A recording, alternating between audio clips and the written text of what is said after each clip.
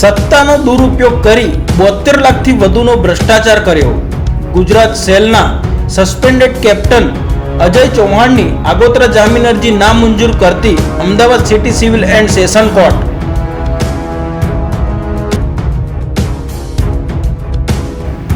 અમદાવાદની 35 સ્કૂલોને નોટિસ ફટકારી. સરકારી સ્કોલરશિપ યોજનામાં વિદ્યાર્થીઓના ફોર્મ ભરવામાં આળસ કરનાર સ્કૂલોને નોટિસ અપાઈ.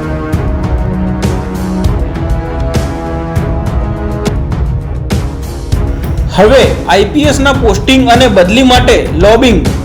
અમદાવાદના કેટલાક ડીસીપી તરીકે નવા ચહેરાઓ મુકાશે. સુભાષ ત્રિવેદી, આરબી બ્રહ્મભટ્ટની જગ્યાઓ પણ ભરાશે.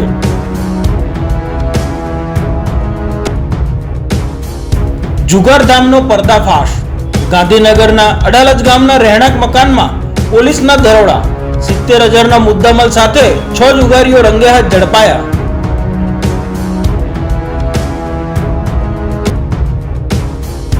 રિક્ષામાં વિદેશી દારૂની હેરાફેરી ઝડપાઈ. કડીના થોડા રોડ ઉપર બુટલેગરો એક રિક્ષામાંથી બીજી રિક્ષામાં વિદેશી દારૂનો જથ્થો મૂકી રહ્યા હતા ને પોલીસ ત્રાટકી. વિદેશી દારૂની 285 બોટલો સાથે 2 ઈસમોની ધરપકડ.